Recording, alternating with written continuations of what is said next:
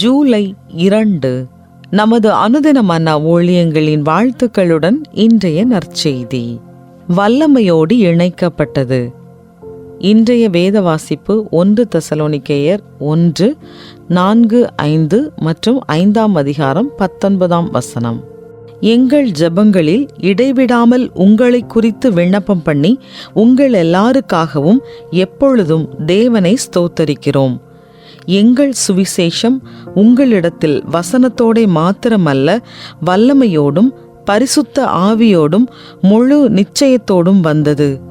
நாங்களும் உங்களுக்குள்ளே இருந்தபோது உங்கள் நிமித்தம் எப்படிப்பட்டவர்களாய் இருந்தோம் என்று அறிந்திருக்கிறீர்களே. 5ஆம் அதிகாரம் 19ஆம் வசனம். ஆவியை அவித்து போடாதிருங்கள். குறிப்பு வசனம்: ஆவியை அவித்து போடாதிருங்கள். 1 தெசலோனிக்கேயர் 5:19. நம்மை சுற்றி பொதுவாக நடைபெறுகின்ற அசௌகரியங்களில் ஒன்று மின்தடை. பலத்த புயலினால் எங்கள் வீட்டில் மின்சாரம் இல்லை என்பதை அறிந்திருந்தும் எப்பொழுதும் போல நான் அறைக்குள் நுழைந்ததும் மின்விளக்கு சொடுக்கியை அழுத்தினேன். மின்விளக்கு வெளிச்சம் தரவில்லை. மின்விளக்கு வெளிச்சம் இல்லாத காரணத்தினால் நான் இருட்டுக்குள் தான் இருந்தேன். மின்சாரம் இல்லாமல் இருந்தும் வெளிச்சத்தை எதிர்பார்த்த அந்த அனுபவம் எனக்கு ஒரு ஆவிக்குரிய உண்மையை தெளிவாக நினைவூட்டியது. நாம் ஆவியானவரை சார்ந்திருக்க தவறினாலும் பல நேரங்களில் நாம் வல்லமையை எதிர்பார்க்கிறோம்.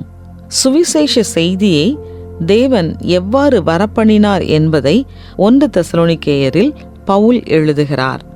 வல்லமையோடும் பரிசுத்த ஆவியோடும் முழு நிச்சயத்தோடும் வந்தது என 1 தெசலோனிக்கேயர் 1:5 வாசிக்கிறோம்.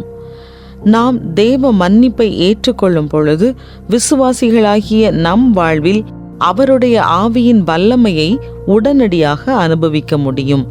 அவ்வல்லமையானது அன்பு, சந்தோஷம், சாந்தம், பொறுமை ஆகிய பண்புகளை நம்மில் வளர்க்கிறது. மேலும் வரங்களினால் நம்மை தகுதிப்படுத்தி சபைக்கு ஊழியம் செய்யவும், போதிக்கவும், உதவி செய்யவும், வழி நடத்தவும் செய்கிறது. பவுல் தனது வாசகர்களுக்கு ஆவியை அவித்து போடுதல் என்பது சாத்தியமே என எச்சரித்தார். நாம் தேவனுடைய பிரசன்னத்தையும் அவருடைய எச்சரிப்பையும் புறக்கணித்து அவருடைய ஆவியின் வல்லமையை மட்டுப்படுத்துவதற்கான வாய்ப்புகள் இருக்கின்றன. ஆனால் தேவனுடனான நம் உறவிலிருந்து நாம் பிரிந்திருக்க வேண்டியதில்லை. தேவனின் வல்லமை அவருடைய பிள்ளைகளுக்கென்று எப்போதும் இருக்கிறது. ஆவியானவரின் வல்லமை குன்றியதைப் போல எப்போது உணர்ந்தீர்கள்? தேவ ஆவியின் வல்லமையை எவ்வாறு அனுபவித்துள்ளீர்கள்? சர்வ வல்லமையுள்ள கர்த்தாவே, உம்முடைய வல்லமையை என் வாழ்வில் உணர எனக்கு உதவும். ஆமென்.